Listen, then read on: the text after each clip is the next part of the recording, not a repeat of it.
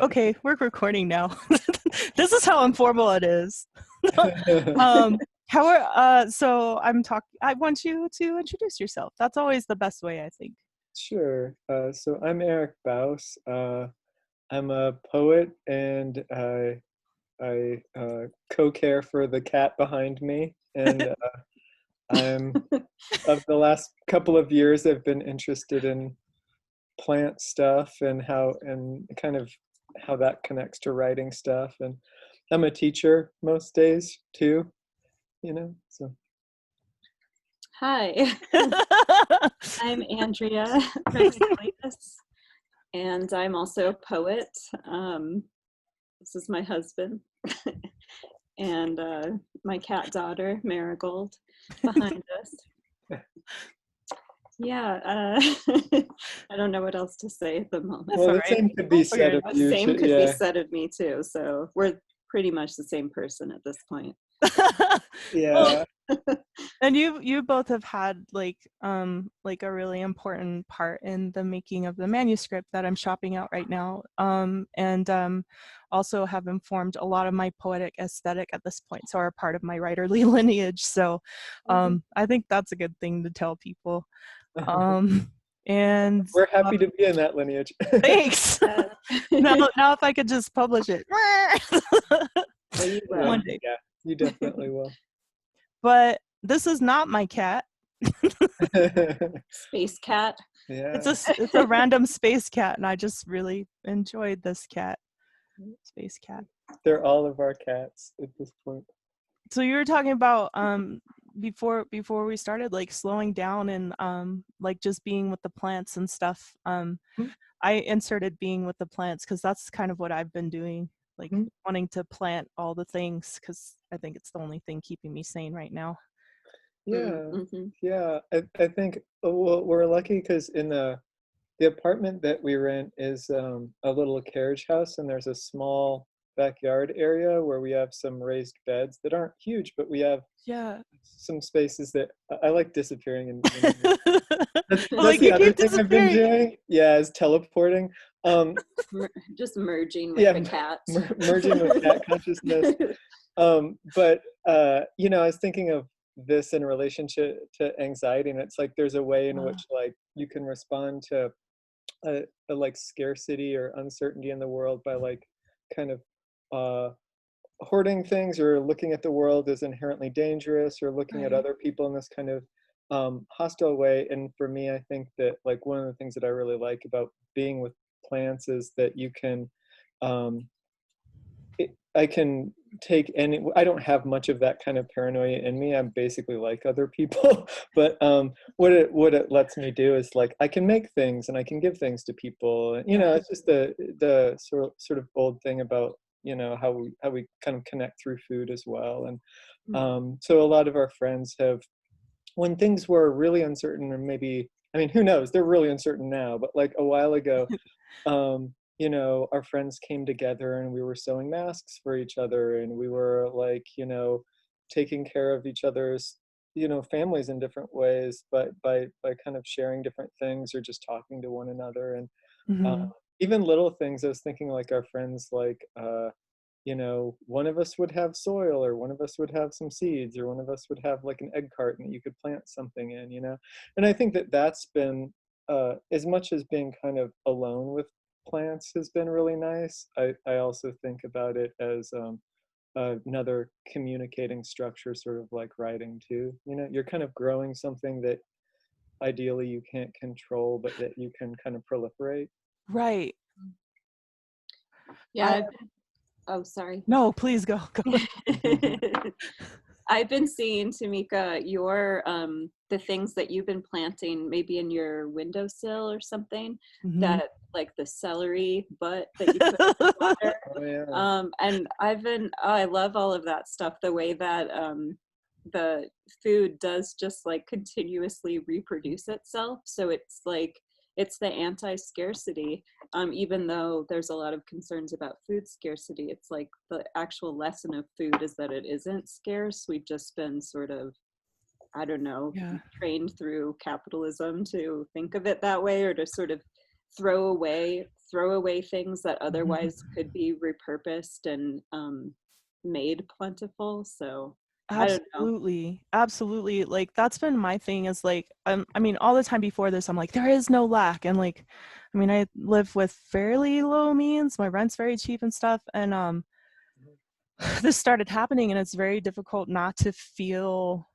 scared because it is pretty scary. And I'm looking at my windowsill, like I have 7 plants up there. I only bought 4 of them. Yeah.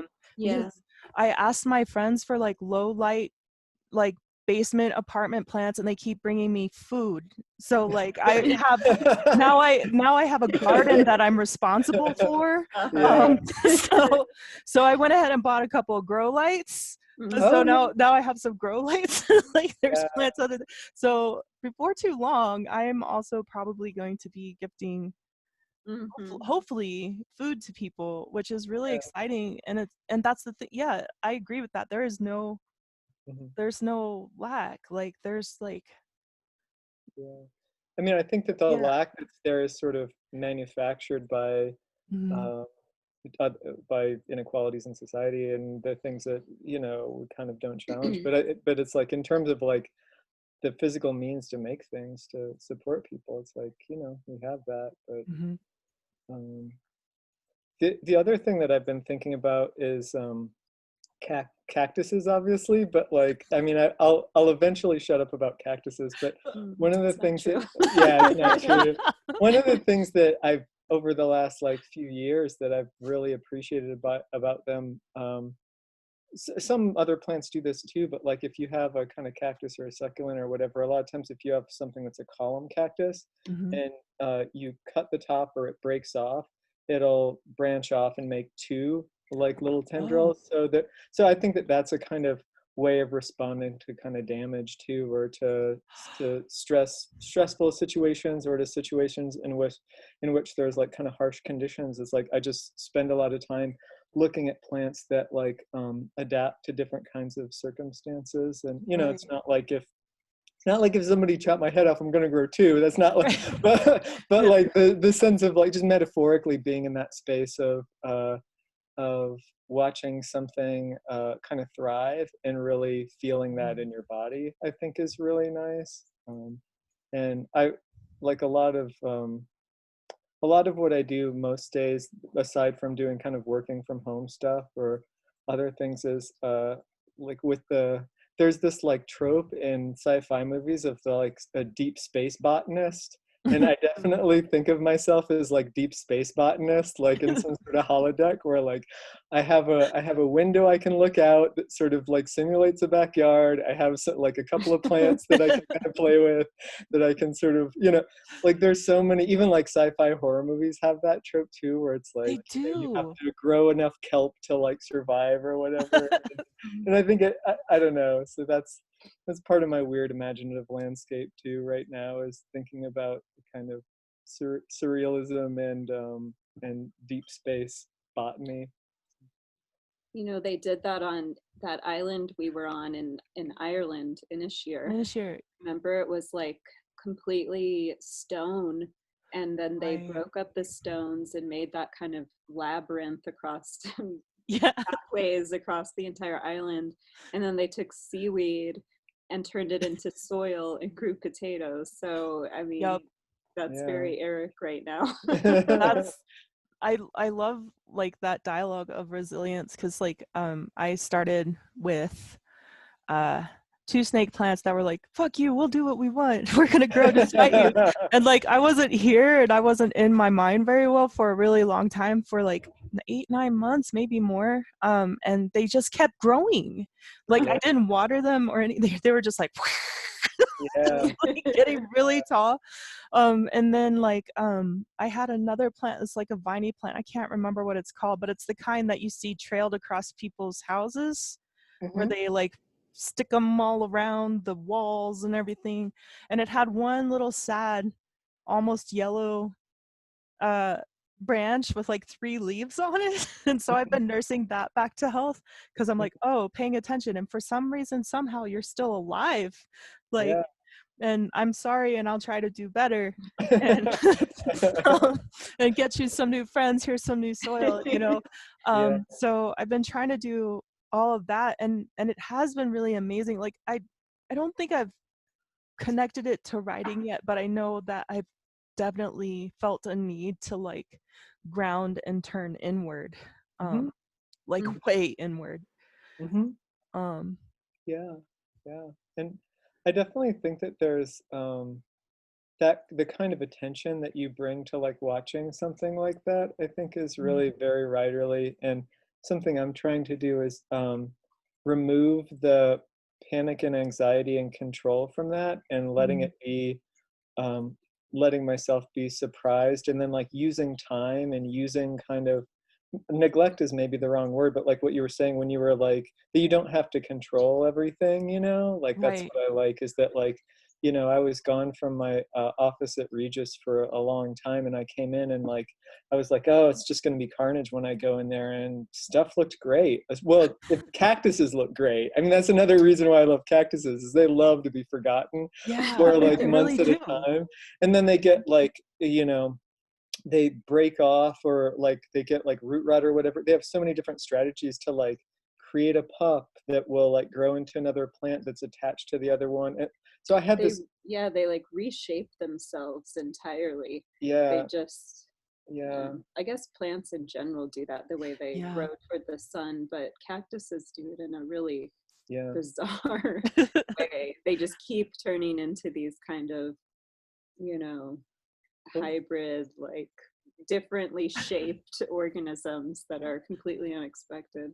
yeah, I'm gonna have to get some cactuses because like I have some succulents and I have the air plants, and the air plants do weird things too. If you ever yeah. watch air plants, like mine have these really weird, they almost look like roots, but they're not roots.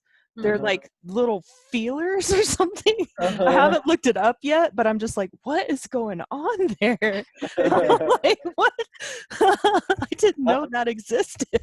you know, Andre knows a lot about air plants. Like we had a Zoom conversation a while ago about plants. We sort of were looking at each other's plant like little rescues and stuff. And yeah, he's somebody to definitely talk to more about, to bond about air plants. Who is Andre? Andre? Oh, really? Yeah, Andre yeah, Hoylett? yeah. Andre is a huge plant person. He knows all kinds of stuff. I'm going to definitely have to bug him. I just talked with him and Sarah on another chat. That'll Hmm. be really cool. Yeah, he Well, knows. He has a more like, my sense is that he actually probably understands more than I do what's like happening botany wise with plants. You know, so I always kind of like talking to him about plants. so I want to get back to plants because Eric, what you're saying about how cactuses change and stuff, like it reminds me a lot about being in class with you and you talking about making cuttings. Oh yeah. And I also want to talk about, Andrea, the way you use a lot of stitching in your work, and even physically stitching, like embroidery and stuff like that too. I'm Mhm. just wondering how that affects the process or thinking, or I don't know, any of those things, if you're Yeah, willing to share. sure. Why don't you go first? Because I've been blabbing. So I mean, I'm happy to talk. I can Let's talk your ear see. off about cuttings, but I don't. I don't want to dominate the conversation. Yeah, stitching. I'm also sort of still figuring out I mean, I sort of have a way of thinking about stitching and sewing and all of those metaphors in relation to writing, Mhm. and poetry in particular, but the actual embroideries that I make, I mean, I feel like I'm learning some writerly lessons from that activity, but I don't know exactly how to say what those are, you know? Mhm. But what I like about doing the embroideries right now is that it's really meditative. So Right. it lets me, because I just sort of freestyle. I don't follow a pattern. I just kind of, I mean, I do look at the thing compositionally as I'm going and make decisions about color choices or design, but in order to sort of compositionally balance the thing. But I'm also just sort of like, you know, getting into the zone, so to speak, and letting the thread lead me. And so I guess that's the way that it feels most useful to poetry, is like it's a lower stakes way art form that lets me get into that space where your critical mind isn't controlling what you're doing, which is, I think, Right. really necessary for writing poetry, when you're not, you know, thinking about where you're headed in a poem, but you just sort of let go of that, and you just do the act of making the thing, and then you sort of wake up from that. Which sounds weird, but you wake up from it and you look at what you have, and then maybe you sort of fine tune it or carve it out a little bit more. So Right. the embroideries too, I let all kinds of failure enter into it. So sometimes I'll knot the thread accidentally. I'll accidentally go the wrong way around the loop, and I'm like, well, I guess now I have a stitch going around the around the loop, and I just incorporate that as like part of what the thread wants to do, and then that has to become part of the design. And I guess for the cuttings, like ever since I've been a writer, really, that's been, or at least for 20 years, it's been part of my process of taking usually my own work and like cutting it and reassembling it. And sometimes what I'll do is I'll take something that I've written 15 years ago with something that I've written like 15 minutes ago and kind of put them in a conversation so that I Yeah. can um, interrupt my sense of my own possibilities, and so that I can remind myself of like this older version of myself that used to think about writing in one way. And so I can kind of learn from my past self and learn from the kind of gestures that I used to make that I may have forgotten, and integrating that into what I'm doing now. And that's how I keep moving forward, I think, is this sort of you know, moving forward, but also cycling back and kind of cutting things open rather than tearing things apart. You know, there's some Right. sense of them that any kind of tear is not like violence in the destructive sense. It's a kind of the way in which like a muscle tears in order to be bigger, or like you know, a seam forms in order to like strengthen something. You know, there's It's like in the way the cactuses work. You'll have a cactus and it looks a particular way, and then the next day you walk into your office and there's all these flowers, and you're like, where did those come from? I had no idea. So it's yeah. like revealing this, tearing something open to reveal more of its interior, and that there's this kind of endless interiority and bloom that's possible in that act of deepening. I don't know. Yeah, and I also think that like thinking about your old writing and your own writing as a kind of, not just an expression of ideas or feelings or whatever, but as a kind of like seed vault of your consciousness at a particular time, and you can go back and kind of, you know, I think of my writing as like an archive as much as anything of like Right. stuff that I've done. And so I can go back and kind of like take something deep out of the vault and then like hybridize it with something else and see what it does in the little weird petri dish of, you know, the scissors and the paper and whatnot. And so yeah, I think it's a way of moving forward without kind of forgetting the past. Yeah. I like that a lot, like incorporating both of those things, like kind of reintegrating like the past work and stuff, and always paying attention to it or going back to it or however it works out. I think I feel like a lot of people feel like, oh, that was a phase, I'm in the next phase, and my poems are different now, or my work is different now. And I've never quite been that way, because I like to collect things, and so like even my images, I'm like, I'm gonna see what happens if you overlap these things, and and see what happens. And that's an interesting image. Let's do that. Yeah, it's a really good impulse, I think, the impulse to like to continue to listen to things speak to you, you know, like rather than thinking about it as this closed system. Yeah, I like that. Does it seem like a lot of writers do that? Do the kind of stuff that you and I and Andrea do, or the Just like, yeah, well, I mean, I've learned a lot of that from you both. And I mean, I have a natural inclination towards like experimenting and Mhm. improv because of my background in music and like Yeah. weird music and stuff. We got to talk about weird music at some Yeah, point I too. know.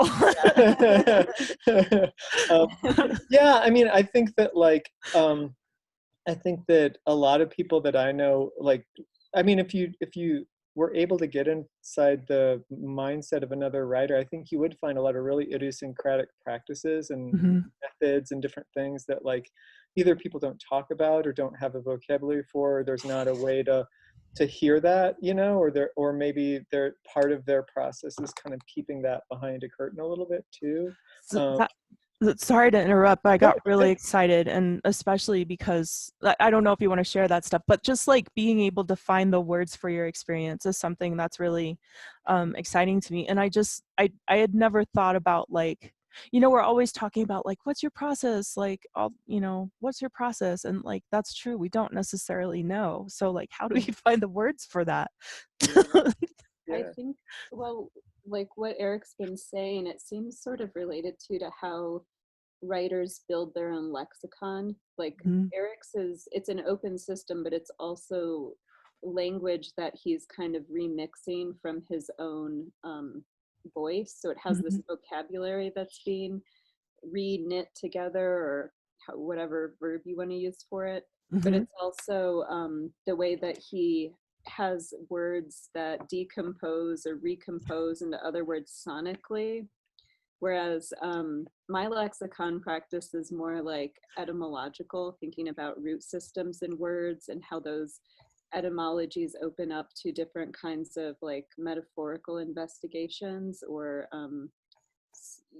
associations and things like that, which I mean maybe is part of yours too, but it feels like those are the main strategies that we use, and it is primarily maybe about how you develop a vocabulary for what work you're creating. Mhm. Um, Mhm. Yeah. And I mean, is that, I guess, I mean, since we're going down that road, and also because I'm like really curious about it, like I just never thought of like actually having words for my process, or you know what I mean? Like how, and it feels like you both have sat with it enough to like have the words for it. And I'm just trying to think if other people that I've talked with have like sat with it, like, you know, like I like watching pots of water boil. How many people watch pots of water boil and can like find the interest in that or the beauty in that, or like branches burning. Mhm. Sorry, I hope I'm not ping ponging too much, but I'm thinking of an artist friend I used to have, and we went camping, and he literally built a structure, like this beautiful structure inside the fire, and no one else was awake. And I'm Mhm. like, oh my gosh, you're making art all of the time, aren't you? And he just kind of nods and, you know, takes a tug off his cigarette because he's, you know, the artist dude. And I was just like absolutely in awe of that, because I always thought before that moment like art happened at a certain time in a certain way. But he was creating it all the time, even when nobody saw.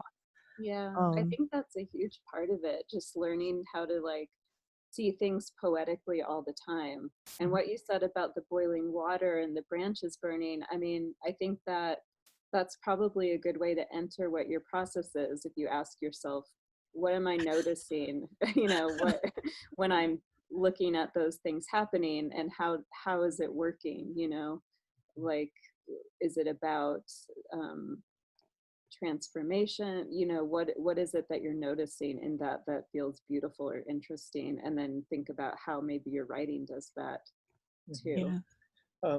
One of the Oh, things that has helped me to articulate that stuff, I think, is teaching and thinking about like what the meaning of teaching is and what teaching is versus how we think about teaching in kind of popular culture. Like if you think about like what a English professor looks like in any film, they're like It's just them talking. It's usually like a terrible dude, and they usually like, terrible glasses, by the way. yeah, they own a mansion, you know, and like, and they're just like reading aloud to people, and then students raise their hand, and then they tell the students that they're wrong. You know, it's like so far away from, you know, it's like I love that as like a sort of a joke in movies. Whenever you see like an English, like I don't think I've ever seen like an accurate representation of like people just talking to each other and like you know, listening and stuff.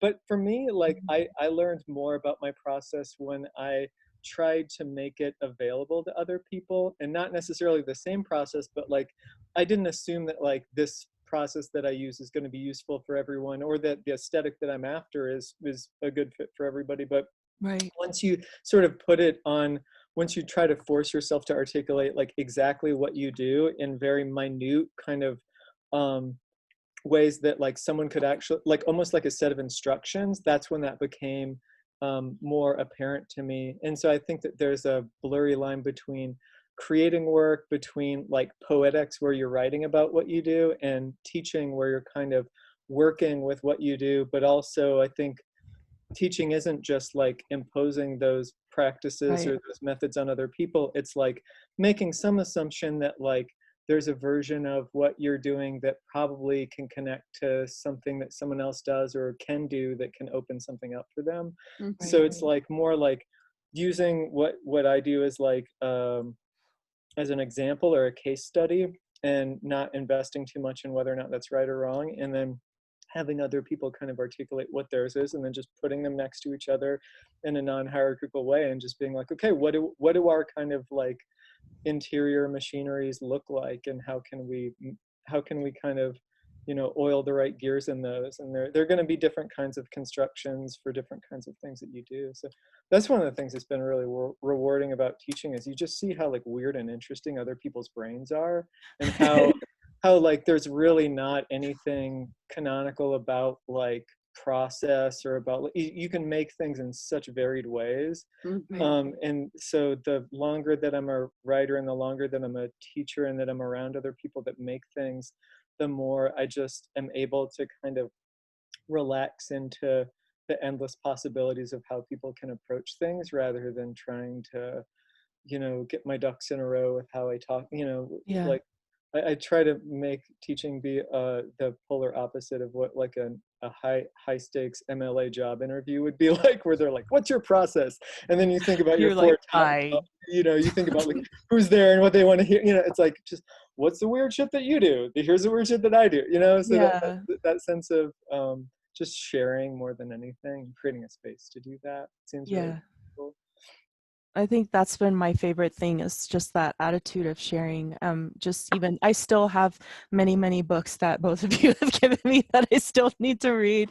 Yeah, you'll live a long life. I mean, that's the thing. There's not like I mean, so many of the books that became super important to me, like, are things that sat on a shelf for like 15 or 20 years, you know, or they meant something to me 25 years ago, and they mean something entirely different to me now, because not that I know more, but just you're a different organism now, you know. You're just, your whole approach is different to being in the world, I think. That's the value of being a writer. Like, people always sorry to be like faux inspirational, but I was thinking of like, aside from whatever kind of small material gains there might be in being a writer or whatever, like I just think it gives you a method for renewing yourself and being new in the world at any given time. And it's almost like generating, like, I don't feel alone ever, because I have this mechanism that I'm in conversation with now, you know.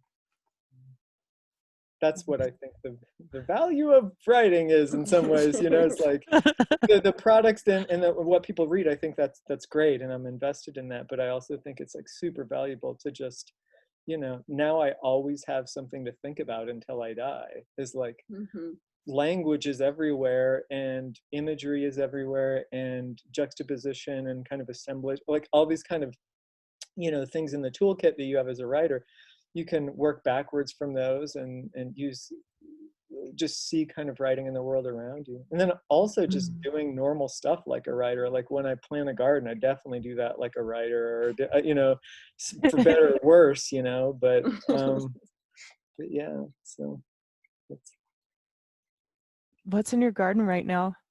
right now, right now, a lot of kale and a lot of things that are kind of leafy greens, and we planted them in different stages. And we live down the block from Pete's Kitchen, and they recycle these industrial square-sized things of egg cartons. So Nice. it's like a huge stack. So of it'll be them, like 64 like egg little things in there, and we grab them out of the recycling bin and put soil in them like early, and made little like greenhouses out of packing materials and stuff when it was still kind of snowy, and grew some stuff. So we have different stages of that we put in. So there's kind of rotation stuff, and Nice. and then we got some tomatoes. Our friend Tina gave us some tomatoes and peppers that she grew from seedlings because she has like really good light in her house. Yeah. We have cucumbers and garlic and onions and basil. We have a little herb garden. We found like a discarded big wooden Planter. skinny frame planter, and so we planted herbs in that. Nice. We have oregano and mint coming back up from before, and Nice. some flowers scattered throughout. Yeah, So, marigolds and Yeah. sunflowers.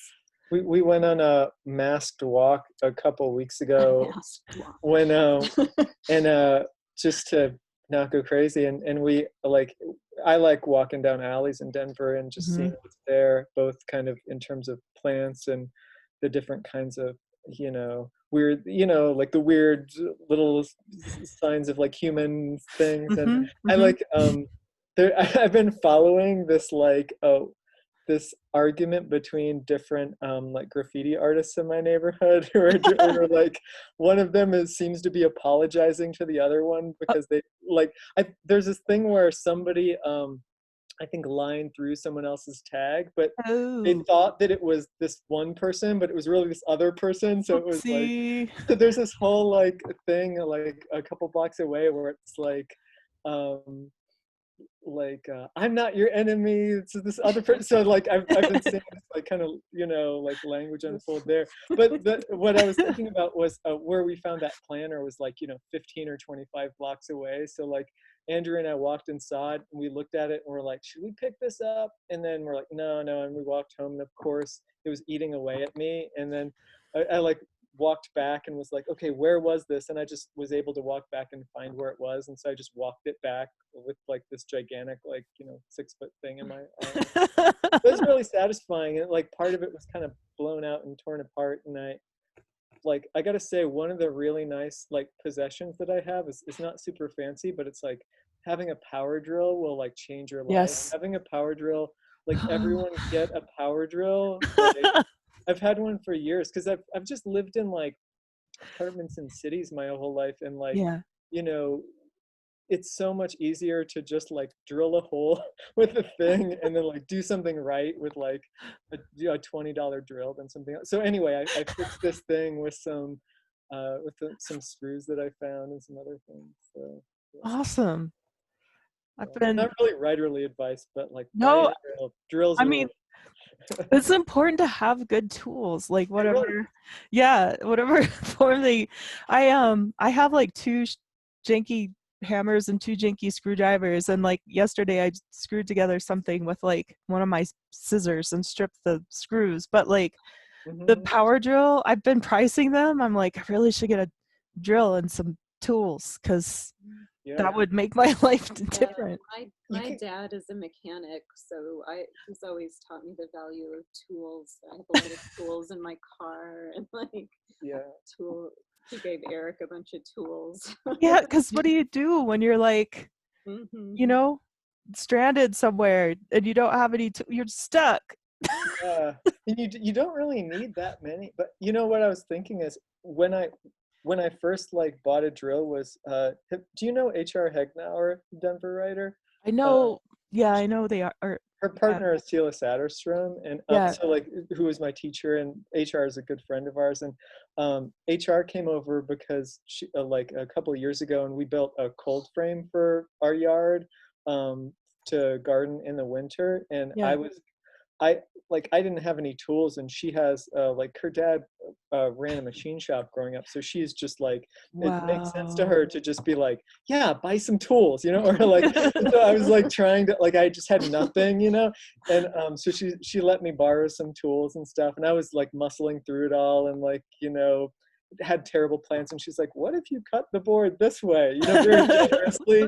And so like a lot of whatever kind of basic kind of handy person skills I have are I think inherited through like another writer person, you know, who was very generous and did not make fun of me when I made terrible decisions about how to do this stuff. And So that reminds me of something that I did kind of want to ask y'all about is like something I notice is you have a lot of poet and writer friends who do a lot of different things like film and art and movement and all these other things that aren't writing.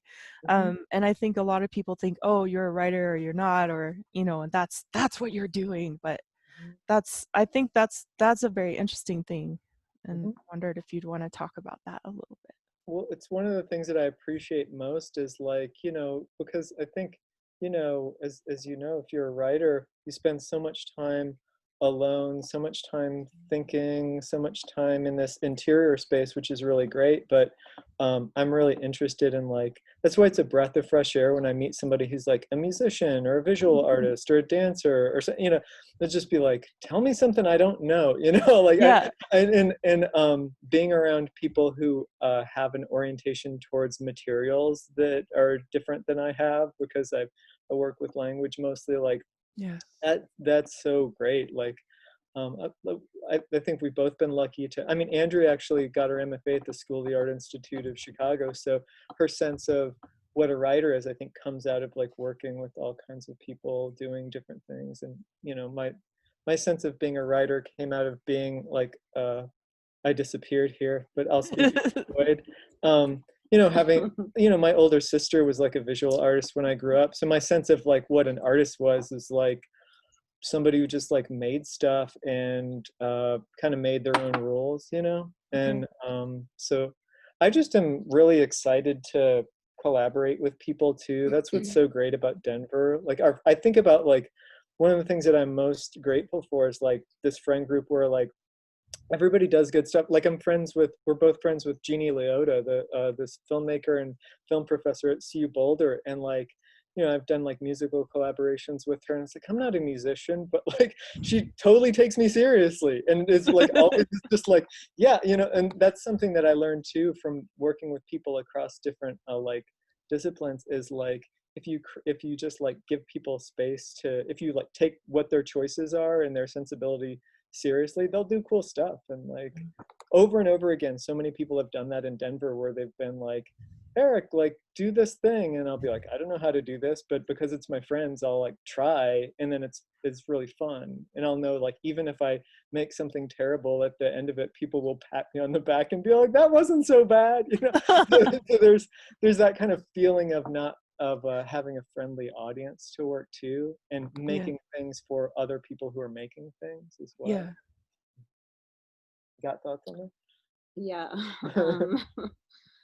Yeah, so I guess when I was like 18, I moved to California and became friends with a bunch of painters.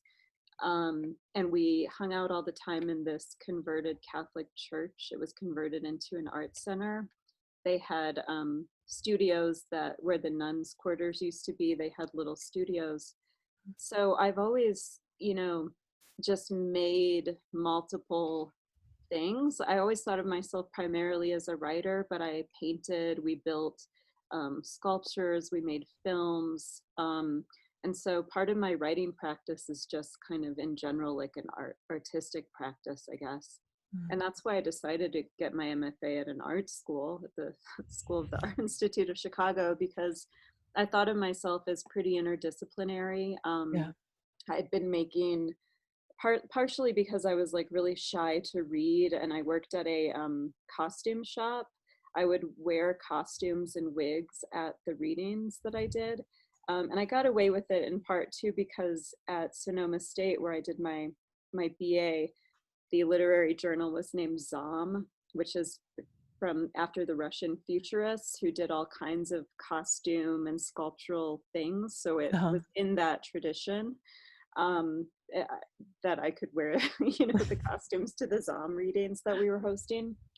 But also, I built sort of like a sculpture thing that I would go inside of with a miner's lamp and a microphone and then project films on the outside of it while I read my poems. Mm-hmm. So other art forms kind of became a way to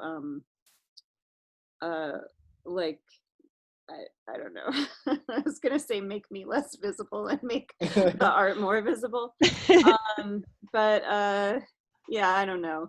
So I just always was interested in making in general, and I've always just felt permitted, you know, to do that. To I don't know anything about embroidery. I've never studied it. I don't know how to do any stitches, but I know how to just sew a you know a really rudimentary stitch. And I just thought, instead of trying to learn embroidery by following patterns, like I want to understand something else about it. And so I'm just going to make experimental embroideries. And I feel like, you know,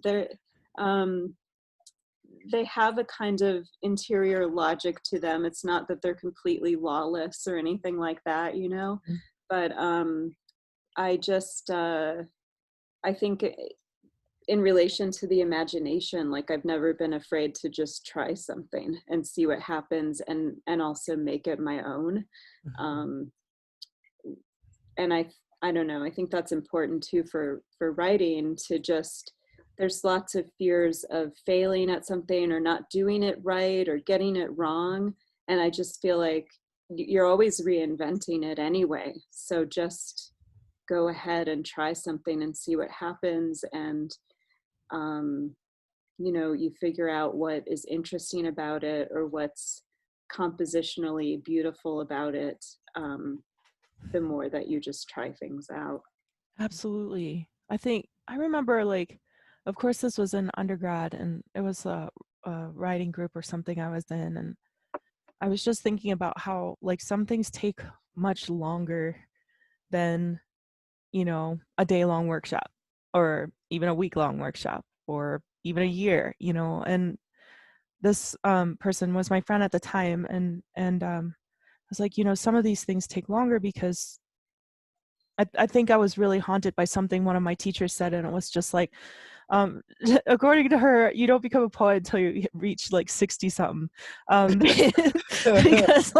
because your filter is a lot different than when you're like 22, right? And there were a lot of young folks, and I was in my 30s, and the comment from the student was, I'm trying to remember what I said to make it more legit, but just like, you know, sometimes things take longer and maybe you could let it sit for a while. And she was like, I don't have that kind of time. I need this group to help me figure it out now. And I thought that was interesting. I mean, I'm in a different place about that kind of thing now because I do love collaborative work and experimenting that way, because things happen that you would never expect. And in that workshop situation, it was just really weird for me because it was like this weird, in one way kind of controlling, and in another way I don't know, I guess I don't have the words for it, but it weirded me out, and I guess I Yeah. don't totally have the words for why that is. Yeah, it's like overly structured with Yeah. expectations or Mhm. something. Yeah. And how do you know this group of people are going to get you to where you need your poem to go Yeah. today? Yeah. Well, I just think those things are always like somewhat artificial constructs, and it's important to recognize that they're artificial constructs. It's like institutions are useful to the extent that they can facilitate real interactions between people, you know? Like Right. so that, like, whatever that takes. I definitely agree with you on this, that like like I've just seen it play out in my own work, that like, you know, sometimes the line that you come up with someone couldn't help you like fix something or come up Mhm. with an idea because it needed to be like 5 years later when it's in Yeah. conversation with something that I hadn't read or didn't know had Yeah. existed, or I hadn't experienced something yet, or so I think that there's just these multiple simultaneous timelines with how we make art and how we make writing, and I Mhm. think that thinking about like the immediacy of making decisions in the present, but also kind of integrating the future and the past into your process is really useful. I think Yeah. a lot of it too is about noticing how you make choices in your writing or what those choices are. I, s- I spent a lot of time looking at um, kind of the interior logic of work to think about what are the patterns that it's reproducing or replicating and why, and how is that impacting the content. But sometimes you might continue to make the same choices over and over, and then one day you accidentally make a different choice and you're like, oh shit, you realize something new. So it's sort of these series of like what we talked about earlier with tearing, and something blooms out of the the tear that you made or from the Yeah. plant. And sometimes that takes a long time. There's different you know um growth patterns, or I don't know. Well, there's different. I think that there's some poems have a different kind of metabolism than other poems. Yeah, So that Oh, exactly. I think it's dang. Yeah. metabolic rather than like right or wrong. I think it's like, it's like just some plants grow really quickly in certain circumstances. It's not like It's it, like that corpse flower, it takes it however many years to bloom. yeah. And And then, there are certain yeah. conditions that I think, you can intellectually know that like a plant needs like nitrogen, this and this kind of sun. And then like I've definitely had this happen where like plants say that they need full sun, and then you put them in full sun, they just like turn to nothing, Mhm. And Mhm. it's like, there's that sense of like having a flexibility with like what the sort of like um, supposed rules of a situation are, and then what actually makes something work. And those are often two different things. But I definitely, the metaphor that I always think about is like writing and making art is about being aware of these different metabolic processes and how you Mhm. can get those to kind of uh, complement one another or clash with each other in interesting ways. That reminds me of, have you all heard of Neri Oxman? I've been, No. Mhm. I've Yeah. been mildly obsessed with her all semester, and I kept bringing her up in my semester for the English composition or yeah, the research class I was teaching. And the reason is because she has a background, she has a military background, and some background in, I believe, a Jewish lineage, and also studied medicine, and really loves fashion and is a designer, Whoa. engineer even, at MIT. And her interest is to pretty much collaborate with nature to come up with solutions um, that will work better for the earth, like building buildings out of collaborations with nature. Yeah. So Rather making, than fighting it, right? yeah, like making uh architectural fibers with silkworms. Yeah. I And love that kind of thing. yeah, and so like you can see my face, I'm like, oh, it's so crazy. Yeah. And I'm sure my students thought it was crazy too, because I was just like, you guys, Yeah. just check it Well, out. And she'll like, with her medicine knowledge and biology knowledge, she'll do things like take two different microorganisms that would never touch in real life mhm, and bring them together to see what happens. mhm, And it might create some kind of like really amazing material that's very akin to plastic or something, mhm. or like just so many crazy solutions that are just like mind blowing. And I hope that they can get out of MIT, you know what I mean? Yeah. Because there are so many people with so many different agendas. Um, and it's just, for as a writer, like seeing stuff like that. Like another example I use is I have to look it up, it's in my materials, but there's an architect who loves like bugs and skeletons, and so the bridges and buildings he makes look like bugs and skeletons. I'd be up um, for yeah. that. And they're absolutely functional and they're absolutely gorgeous, like Mhm. just mind-blowing. um and I That- don't know, those things, those cross pollinations like that are really mhm. interesting to me. I don't Yeah. know. Yeah, I like that idea of rather than like imposing your will on an environment, like seeing what are the possibilities in an environment and working backwards from those, and then making Yes. choices within that that the environment wouldn't necessarily move in that direction. You know, so there is some sense of your own agency entering into it, but that seems really, I mean, that seems like a good way of being in the world more than anything, Yeah. you know, and it you know, lets you make things, but it also like I think changes your interaction with other people too. If you don't come into a situation or like, let me tell you how it is, you know. I feel like fashion design does so much of that work too. When I went to SAIC, we had lots of cross-disciplinary classes. So I had a performance art class with some students who were fashion majors, and they would tell us about like what their collection was for that semester. Oh wow. Um, and usually those collections are inspired by like, they're inspired by something architectural or like environmental, but there's some other structure that gives them information about how to design the clothes.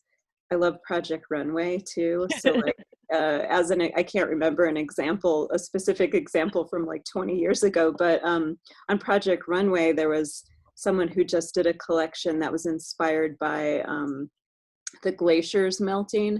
He didn't do the best job with it, but like the metaphor that he picked was kind of interesting, or this, you know, the structure that he picked, and some of it worked, and some of it didn't. I don't know. I'll just leave it at that. But Like, I feel like that's a lesson I learned about writing early on at art school, is like, yeah, you look to other forms and other strategies and you can turn those poetic, and you can learn from everything in terms of what strategies or tools or forms or, you know, architectures, behaviors might be useful to your thinking about the poetic. absolutely. I think of jazz a lot. Mhm. Pretty much with everything, I always kind of go back to jazz. And I remember in my 20s working with some straight ahead cats, you know, like they're great players and they play in a box, because anything that sounds quote unquote out makes them uncomfortable. And I've always had a problem with that, like, because I always wanted to like go beyond the box or go beyond the notes on the page. And then like lately I've been involved with like this organization called Creative Music Works, and we're sleeping right now, really, but I think everybody is. yeah, We're all in hibernation. yeah, we're in hibernation. And one of my favorite things that we brought, well, there was David Torn. You do you know David Torn, Eric? I don't. Oh man. Oh, David Torn's a really great guitarist, like kind of known in prog circles a lot. Mhm. And the performance that he did is he was playing solo, but he set up it's hard to totally improvise outside of your own cycles or whatever, I think was the argument. And so he would try to set up scenarios where he didn't know what was going to happen. So with the technology, Yeah. he'd like flip a switch. He didn't know what was going on, and he would play with that. Mhm. And then one of my very favorites is Matthew Shipp duo, and I love those guys, Matthew Shipp and Michael Bissio, and they play with Newman Taylor Baker, and I just love those guys. And I got to do some work for them for Creative Music Works. Got to see both of their shows when they were here last time. Mhm. And the thing about those guys is they play with everybody. So Yeah. like they played with like Sonic Youth, and they Mhm. played with DJ Spooky, Mhm. and they they of course played with a lot of like the avant-garde jazz scene, and like young folks, very experienced people. people playing folk music from freaking the Ukraine or wherever. And when you hear them play, and especially if you have like a lot of experience with music, like they're definitely improvising.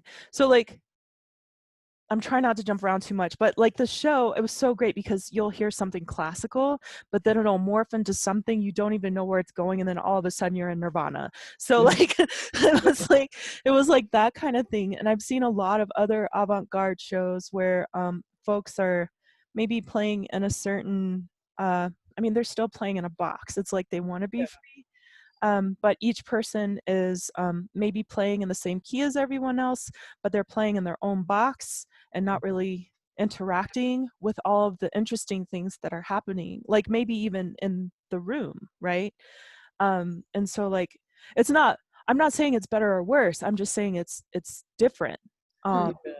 Well, And that's just such a great way. I mean, the stuff that I like the most has that sensibility where like the creators are experiencing surprises in the moment too, Mhm. and that they're kind of like working with the space. Like I was thinking of a, I mean, this doesn't connect exactly with that that point you made, but I was thinking about like, you know, when you were talking about jazz, I was thinking of like who are some of my favorite kind of jazz musicians, and I love all this sort of 70s free jazz stuff a lot, you know. But I was thinking of like Art Ensemble of Chicago as some yeah, people that I like, and the fact that they call themselves Art Ensemble of Chicago, and the idea of like ensemble in that way that there'll be little instruments where there'll be like a bell or these minor instruments, so it's like you can't be like a virtuoso like on a triangle, really, you know. There's this sense of like coming together in a kind of like humility of your interaction with other folks too, and yeah, your sense that like the identity is kind of malleable, and that you're making art, that you're not even like wed to the idea of like a mode, like, you know, like yeah, I think it's easy to overinvest in these kind of micro distinctions of like, I am a surrealist, or I am this, or I am yeah, that, or I'm sort of like you know, free Yeah. jazz, or kind of like doing. And so I don't know, the people that I like the most are people like, you know, Don Cherry, where you can listen to like the Muse series or whatever, and it's like it changes not just like genres, but like moods and different like you really feel like you're in a place that's like unfolding in front of you, you know. yes. And um it's not contrived. It's like it's absolutely in the moment, and that is all. That's like that's my favorite. A lot yeah. of, you know, a lot of prog is like, I dig on some prog, and I get tired of it too because it's so super structured that Hmm. it's just like you can't really move outside of that structure. Hmm. And it's like, you know, it's like being in choir or something, only they're playing a lot faster. But um, well, I well, love I love that stuff, but Well, I think that that's the issue with a lot of things, where it's like if there's a kind of aesthetic set of choices that is attached to like a particular performer or a particular group of performers, that can become a constraint that you move into, rather than letting that be a set of possibilities that you move out from, you know. Like, so if you're like doing, I don't know. I think that all of the most interesting music, at least, is the stuff where it's like you can kind of recognize somewhat where it's coming from, but then you're just like, what is happening now? You know, like, yeah. I think that there's. I mean, we saw like I really liked. We saw that Dylan Carlson concert from Earth at the end of the MFA that program. was I, I was buzzing for almost a week after that. it was so cool to bring you and Michael there, because I was like, oh, they'll totally get it. Like, you know, Oh my, I was just like, oh my God. just this like withered sort of guitar cowboy dude up at the front, like just being Just like all of a sudden blasting this wall of stuff. yeah, that was great. It was great. And I just like hearing like so much of it wasn't even about like the musical structure of like of whatever genre he was kind of playing in. It was just like Yeah. the pleasure of the waves hitting you over and over Oh again. my gosh. Yeah, Um, absolutely. and so that's, I mean, I think that quality of just like not worrying about, I mean, definitely uh I think part of enjoyment of something is understanding its context and what it's talking to sometimes, but I also love when things break down into like really like into their like materials, you know, where you can just Mhm. like look at a painting and be like, that's a really good yellow color, you know, or like, you know, really like have it be perceptually kind of surprising, but without as much of a framework around it, you know. Right. So I think that like a lot of those improvisatory structures are really useful to getting you to the point where you can just hear different waves, or you can, I mean, I love drone stuff because it's like just demands that like you spend an hour and a half in a sound that like, you know, might not be that different from where you began with, you know, but like inside that it kind of opens up over and over again. Right.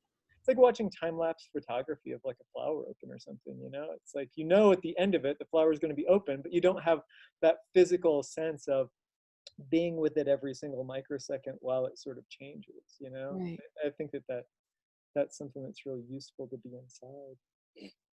Yeah, thanks for that. Mhm. I think one thing I do want to get back to is I want to talk about, I want to talk about all the music things. I'm really excited about that. And I also want to know more about costuming and like just like the effect that has on like I just saw one of the videos that I can't remember who all, now my brain's going squish. The videos that a group of Yeah. poets slash artists are doing right now. Uh-huh. Oh, the Um, Deathlight stuff that Josh did? yes, yeah, Yeah, Yeah. Joshua Bill Ware. Bordelli and yeah. Juliet Lee. Yeah. And just the choices that they make there are their costume choices are really pretty simple, Hmm.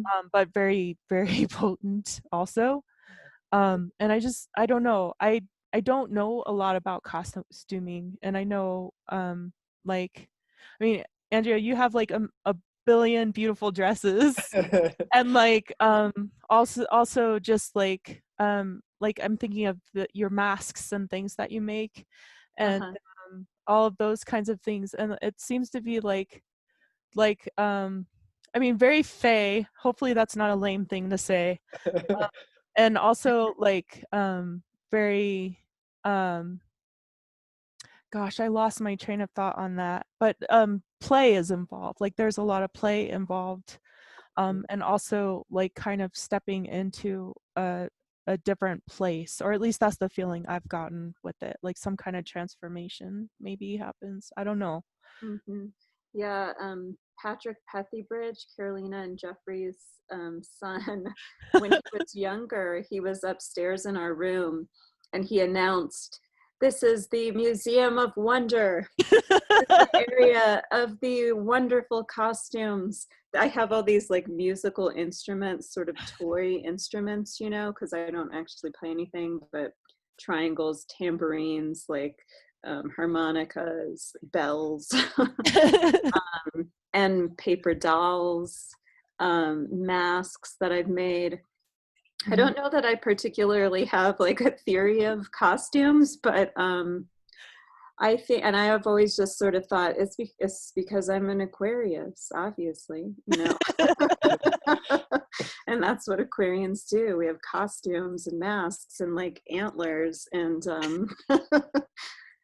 but I think I actually think it's probably from like my childhood. You know, my dad always had weird things in the garage, and I was an only child until I was 11. So Mhm. that's like, you know, a huge chunk of my childhood where I spent it in my own imagination, and it involved a lot of those same elements. And I think I've, you know, always wanted to retain some of that aspect of wonder and awe in my life, and to not feel like aged out of wearing clothes that feel somewhat like costumes or beautiful, that have this sort of aesthetic beauty. I feel like I want that in every aspect of my life. And it's not like we wear those masks all the time or anything. We just Right. sort of had a mask making party as a thing to do with friends, you know. And um yeah, I like making, we made wands, or I guess I made wands recently. I just get different sort of artistic ideas and I follow them, and then I have all these weird accoutrements in the house for who knows what. Maybe they're going to be a performance when I'm like 70 years old. That's amazing. I'll have a museum of wonder, like Patrick said, but it'll be an art exhibit. I love that, because I think, I don't know, we've been to a lot of readings, right? And usually at readings we just go up there and maybe we're wearing dressier clothes than normal and maybe not, and we just do the thing most of the time, and then we go back and have our seat and listen to the rest of the folks. And so I really appreciate, like, so one of my undergrad professors, Sandra Doe, she's become one of my really good friends too, and she used to travel with like the Chautauqua group or something like that, and she would perform Marianne Williamson. And Marianne Williamson always like dressed in like this very kind of stark clothing, like very, and like hats, and like and Awesome. just had this very interesting like stage personality, and really just, I think when she walked out of the house she would like dress like this too. And I always thought that was really interesting, and it's something for some reason I've been afraid of. Like, I really like the idea of wearing hats that have some kind of mask element. I haven't actually done that, but I don't know why. I once made a series of hats when I worked at that costume shop. My roommate Lauren and I, she worked there too for a while, and we brought home all these discarded hats. So I think it's sort of like thinking too about what materials are at hand and what can you turn them into. We had hats that had like porcelain doll heads sticking out of the top, and hats with hanging bells, Oh my and gosh. feather, you know. And it was just like, yeah, I'm going to be a hat maker for a week. And we made really bizarre artistic hats that we wore. We didn't really wear them in our daily lives, but we wore them and took like artsy photographs, and thought we were going to make a film about the hats. There was really no plot. I mean, that might sell. There are lots of great films without plots.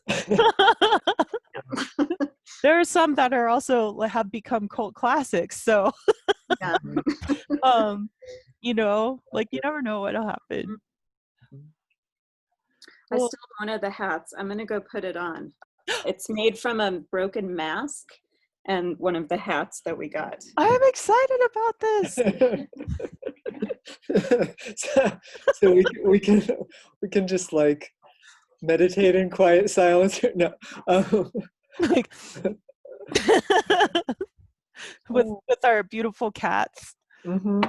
Like, this cat's staring very intensely, like about to initiate us into something, and the cat behind me is already in that state of nirvana and just like floating off into space.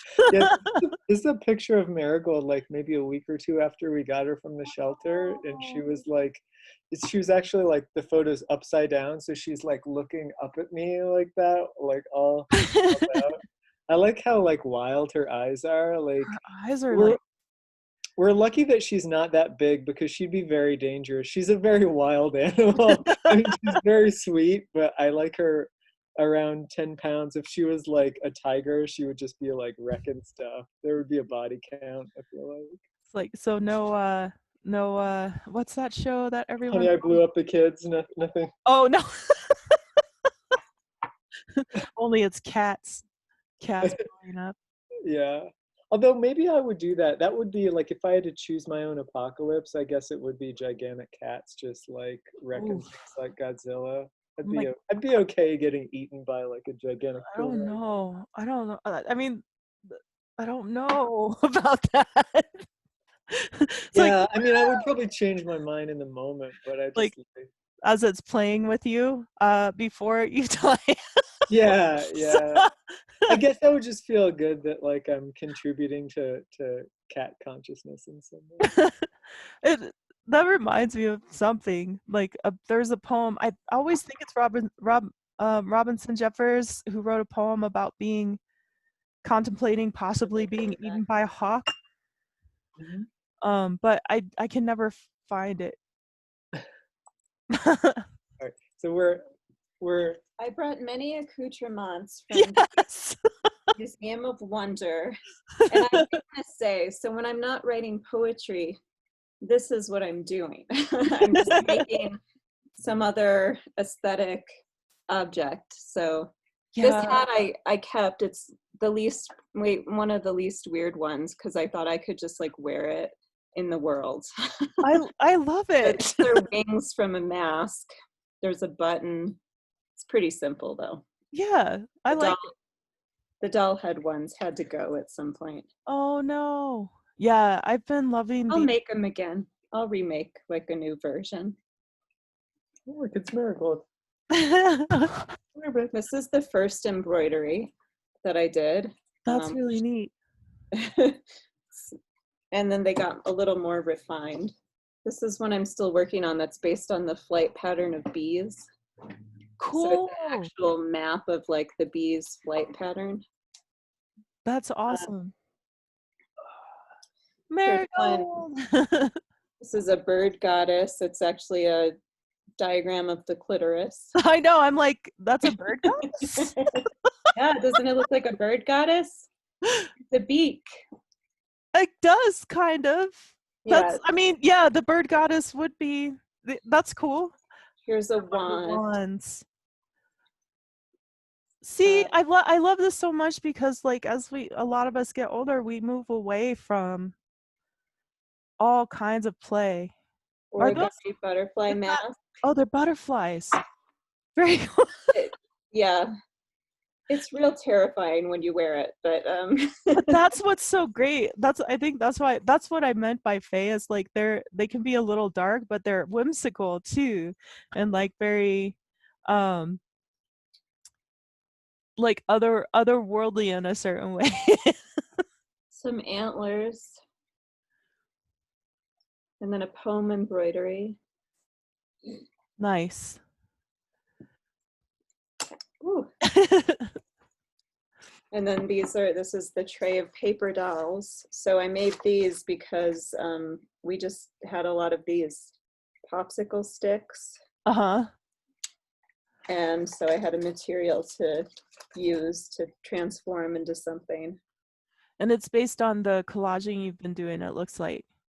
Yeah, I do collaging in general, so it's sort of paper doll versions. Nice. We just, since we're in the times of COVID, these have finally gotten used. I did a puppet show over the fence. Although I don't really know how to make them more dynamic than to just be like, and then they disappear. Yeah. I'm best with surrealist children ages 7 to 10. And apparently also people like, I don't know, I think like I wish something I yearn for is that we stop losing that childlike wonder that we often lose. And I feel like in creating these things, it's like, some of that's retained. And I guess it doesn't have to be childlike necessarily, but there's something there that we have when we're a kid, like that, like, oh, I found a frog. What can you do with a frog? Oh, no. That's the kind of kid I was. Frog. Oh crap. Maybe I can bring it back to life now. Nope. or like just like I was just thinking about like a friend of mine just gave me some cyanotype paper and how I'm still collecting weeds. So when I was a kid, I would collect dandelions for my teacher, even though people would make fun of me, because they're so pretty, they're so beautiful, and I'm still looking at them like in the alleys and stuff. I'm like, they're still really gorgeous flowers. Weeds are not. She grabbed a bunch, like last week we were out for a masked walk and Andrew just like stopped and grabbed like, 15 I made a bouquet of dandelions. Yeah, because they look good. They do, Yes. except when you walk around with them, they all just sort of flopped over Start my to flop, by the end yeah. of the walk. But Like, well, I should probably close this up. Is there anything else y'all want to talk about or say? I think this is a pretty accurate representation of our consciousness. yeah. We got Yeah. Marigold in there for a cameo, which is cool. And she's, yeah, it was like the whole, we were waiting for that cameo the whole time. Yeah. No, it was great to talk with you. Yeah, thank you both so much. And I don't know, is there a way for folks to get a hold of you or to support your work, or where can they find your work? I mean, we both like Googling us is probably the easiest way, but like we both have websites. So mine is just like Eric Baus, EricBaus.com. So I haven't even looked at it in a while, but like I have stuff that's like if I have like an interview or something, or like new poems that are online or whatever, I'll usually try to put it there so people can find it. But Cool. I did some essays for the Poetry Foundation a while I ago. saw those. They were really awesome. So I talk about a lot of the same stuff that I talk about here, but in a slightly more kind of formal way. So I talked about like grafting and cutting up, and I even talked about that concert that we went to a little bit on one of the drone things. So yeah, those would be the things that I would maybe think of that might be of interest. I'm on Facebook and Instagram, and I also have a website. I think it's AndreaRexilius.com. And I do update it once in a while as well, and I think my email address is there. I just did a podcast with The Situation and the Story, which you can listen to on Spotify or wherever else what is it that they say? Wherever else you tune in for your podcast listening. And that is a really great podcast that I've been following as well, because Chris Moore, of course, is family essentially. So with the Regis Mile High MFA program, I don't know if I said those words in the right order, but cool. We won't bust you. Hey, don't tell David or anyone. Yeah. All right, or Marty. Cool. Thank you so much, and I will close this up really quick. Great to see you, Tamika. Bye. Good to see you too. Bye.